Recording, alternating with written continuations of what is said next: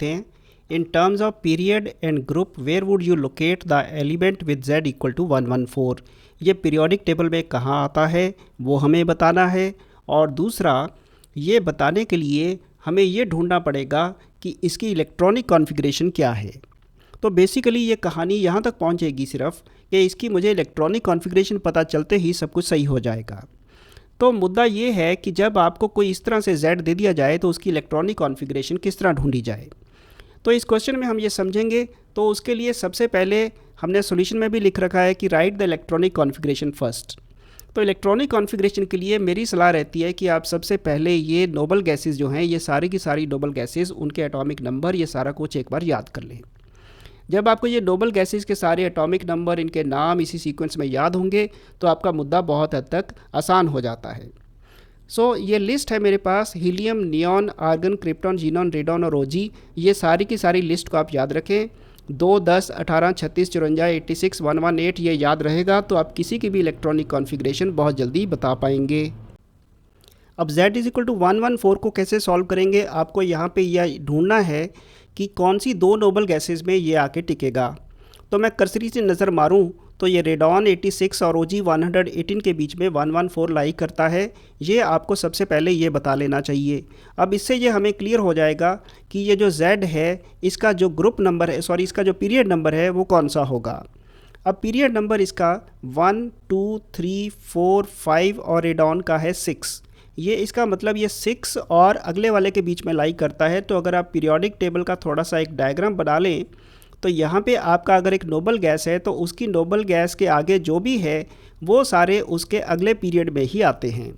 यहाँ पे अगली नोबल गैस है, ये पिछली नोबल गैस है, इनके बीच में जो भी होगा वो इस वाली से अगले पीरियड में आते हैं।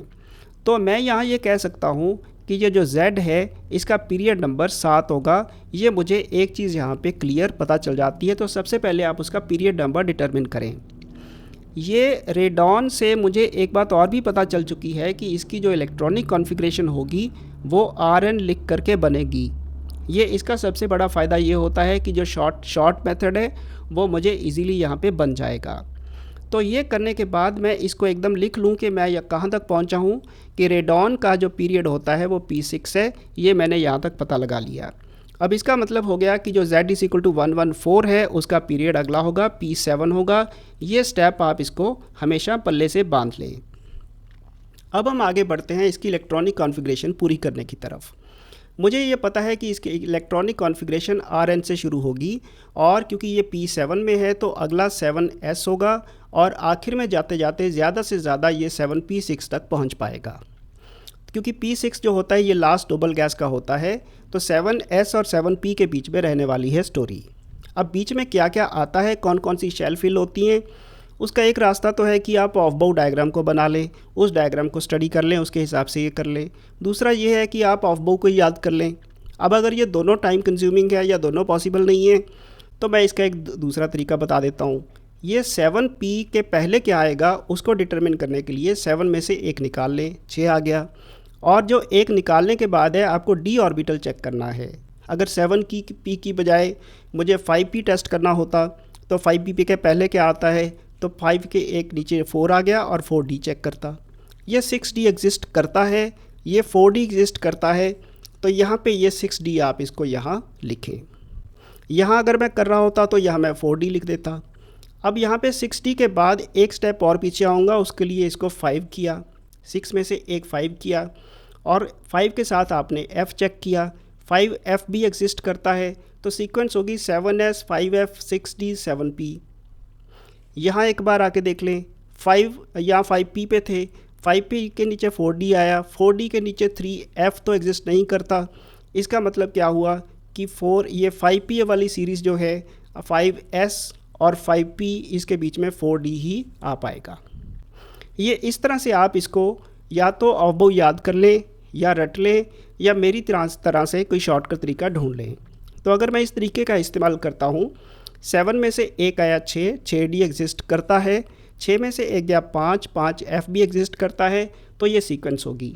अब मेरी इलेक्ट्रॉनिक कॉन्फ़िगरेशन जो बैठी वो रेडॉन से शुरू होने वाली है क्योंकि z जो है वो रेडॉन से आगे जाएगा। रेडॉन से शुरू होगा, 7s2 मैंने लिख लिया, 7p2 तक पहुंचेगा, मैं 7s2 से शुरू हुआ, यहाँ से ये 86 है, 86 के आगे ऐड करता गया।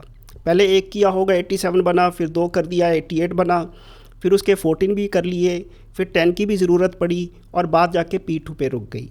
तो इस तरह से ये मेरी कंप्लीट इलेक्ट्रॉनिक कॉन्फ़िगरेशन है।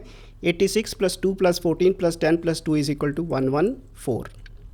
ये अगर आप इसको थोड़ा सा ध्यान से देखें, ये तरीका बहुत बढ़िया है, एग्ज़ाम में टाइम बहुत सेव करेगा।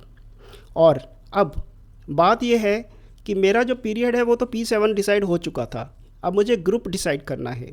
ग्रुप के लिए याद रखें कि S1, S2, P1, P2 और P जो 6 है, यहाँ तक जाते जाते ये आपका ग्रुप 1 होगा, ग्रुप 2 होता है। लास्ट वाले की बात कर रहा हूँ, लास्ट अगर 7s1 होता तो मैं ग्रुप 1 में डालता, 7s2 होता तो मैं ग्रुप 2 में डालता, P1 होता मैं 13 में डालता या 14 पे डालता, इस तरह करके 18 पे डालता।